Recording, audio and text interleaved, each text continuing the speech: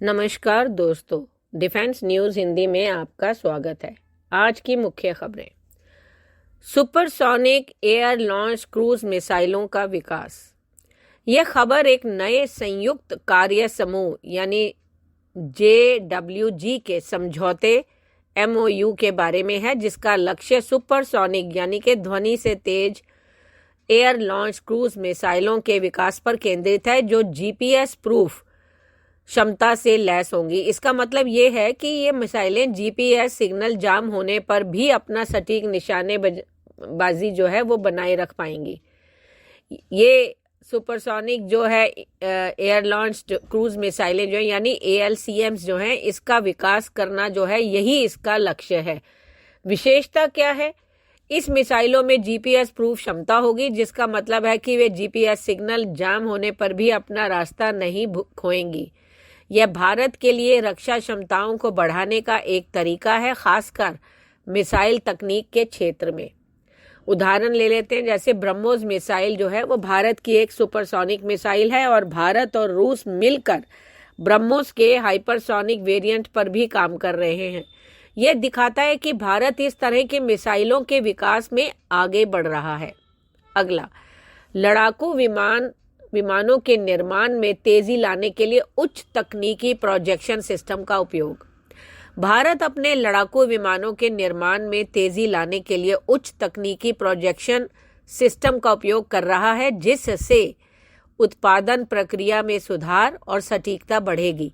इन system का उपयोग जटिल असेंबली के दौरान मार्गदर्शन और सहायता के लिए किया जाता है, जो स्वदेशी रूप से बनाए जा रहे 5th generation stealth fighter jets जैसे एमका और तेजस के उत्पादन में तेजी लाएगा।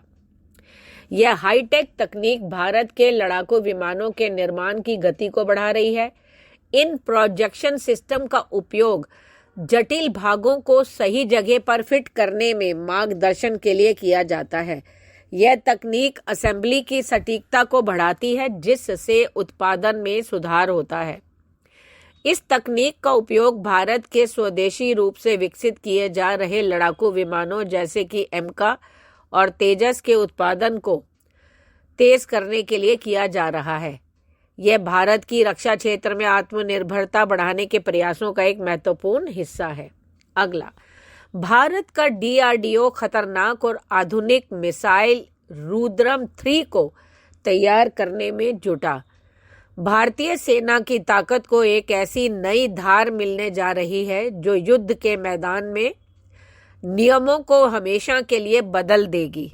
भारत का रक्षा अनुसंधान और विकास संगठन यानी DRDO अपनी सबसे खतरनाक और आधुनिक मिसाइल रुद्रम 3 को तैयार करने में जुटा है। ये मिसाइल न सिर्फ हाइपरसोनिक रफ्तार से हमला करेगी, बल्कि इसकी सबसे बड़ी ताकत होगी दुश्मन की हवाई सुरक्षा यानी एयर डिफेंस सिस्टम को चुपके से लॉक और तबाह करने की बेजोड़ क्षमता से लैस है। यह मिसाइल न केवल पारंपरिक हमलों के लिए मल्टी रोल स्ट्राइक पावर के रूप में काम करेगी, बल्कि इसकी हाइपरसोनिक रफ्तार और बेजोड़ एविएशन यानी चकमा देने क्षमता की जो क्षमता है, इसे दुनिया के कुछ सबसे एडवांस मिसाइलों की श्रेणी में खड़ा करती है। यह मिसाइल दुश्मन के हवाई सुरक्षा तंत्र जैसे radar station, anti aircraft missile launcher को नेस्तनाबूद करने या नष्ट करने की गारंटी देती है। वहीं रक्षा विशेषज्ञ मानते हैं कि रुद्रम 3 भारतीय वायुसेना की युद्धक क्षमता में ऐसी क्रांति लाएगी जिसकी बराबरी कर पाना पूरा दुश्मन के लिए लगभग नामुमकिन होगा। अगला, तुर्की ने भारत को AH-64E यानी अपाचे हेलीकॉप्टर की डिलीवरी को ब्लॉक कर दिया।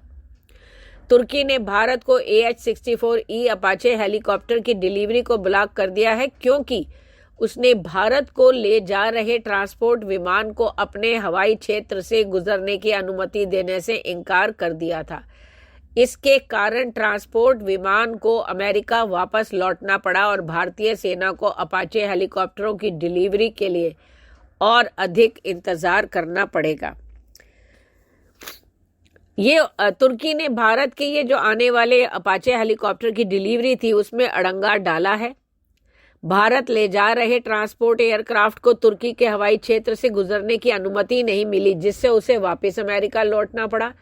यह कदम तुर्की ने भारत को अपाचे हेलीकॉप्टरों के दूसरे और अंतिम बैच की डिलीवरी में देरी का कारण बनाया।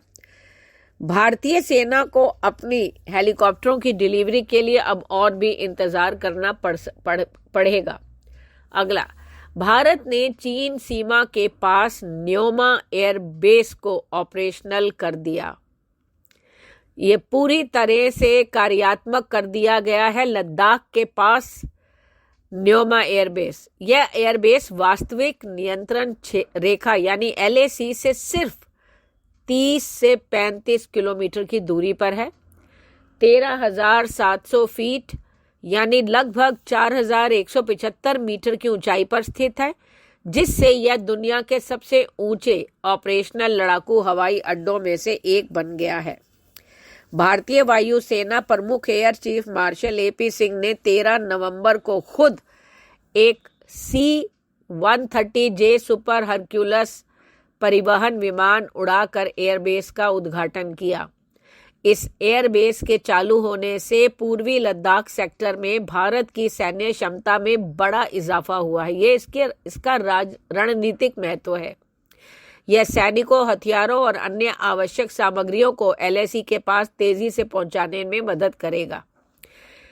पहले यह केवल एक एडवांस लैंडिंग ग्राउंड था यानी ALG था, जहां से परिवहन विमान और हेलीकॉप्टर संचालित होते थे।